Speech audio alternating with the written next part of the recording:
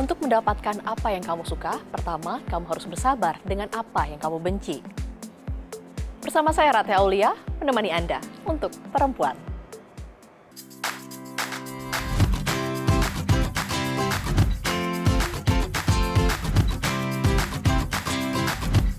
Pada masa pandemi COVID-19 yang penuh ketidakpastian ini, penting bagi seseorang untuk menambah pemasukannya.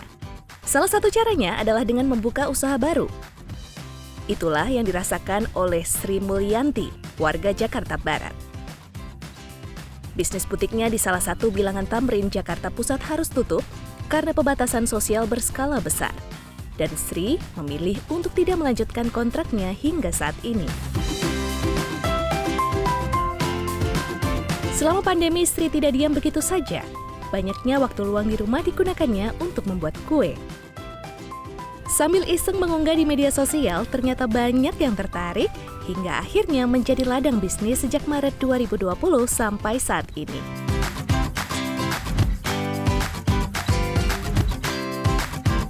Tanpa memiliki gerai, bisnis kuliner juga tetap dapat dijalankan secara daring. Bisnis kuliner daring bahkan bisa disebut lebih efektif karena jangkauannya sangat luas.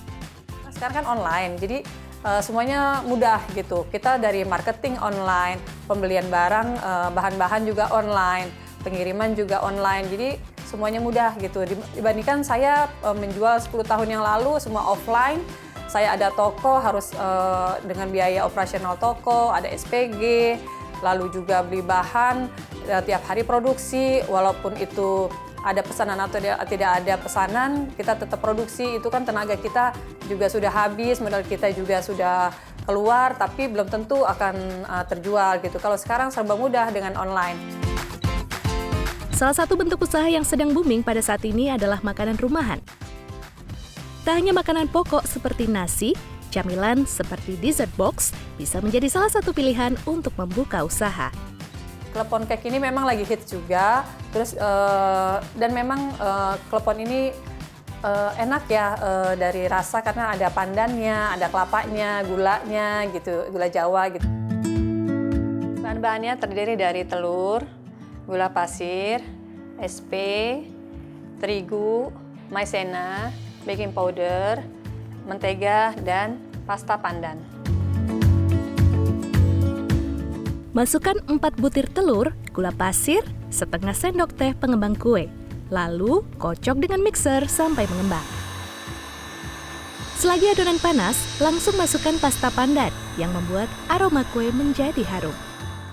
Sebelum kita masukkan tepung, kita ayak dulu tepungnya yang terdiri dari terigu, maizena, dan baking powder.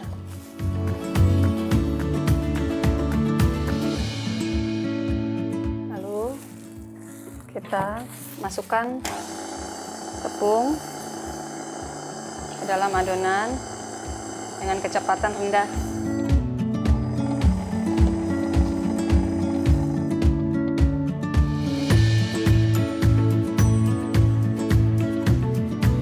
Masukkan mentega cair dengan pastanya, diaduk sambil diaduk balik sampai rata. Jangan sampai nggak rata, nanti bantet. Setelah rata, tuangkan adonan ke dalam loyang yang sudah dialasi kertas baking dan sudah dioles mentega. Adonan siap dimasukkan ke oven dengan suhu 180 derajat Celcius atau tergantung dengan oven masing-masing ya.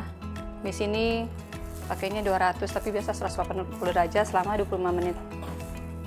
Dengan api atas bawah.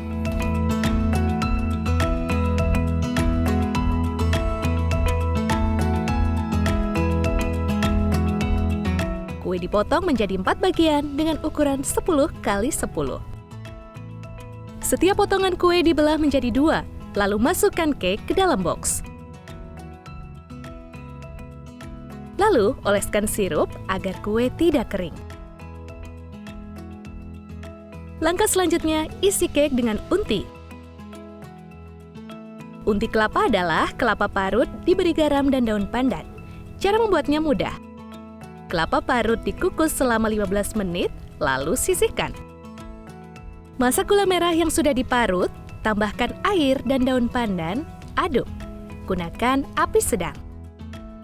Setelah itu, campurkan gula merah yang sudah dimasak tadi dengan kelapa yang sudah dikukus.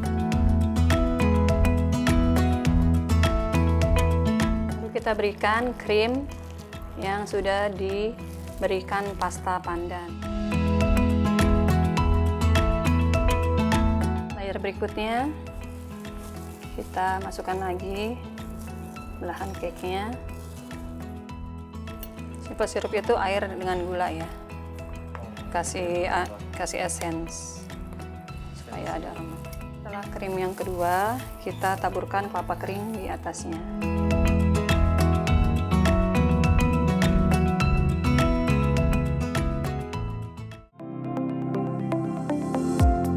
Dessert kekinian selalu disukai masyarakat dari berbagai kalangan. Rasanya manis dan ternyata bisa mendatangkan keuntungan yang manis juga. Maraknya camilan manis atau dessert dan minuman kekinian bisa dimanfaatkan sebagai peluang karena bahan-bahannya mudah didapat. Dan tampilan bisa dibuat menarik lewat warna-warni dan kemasan.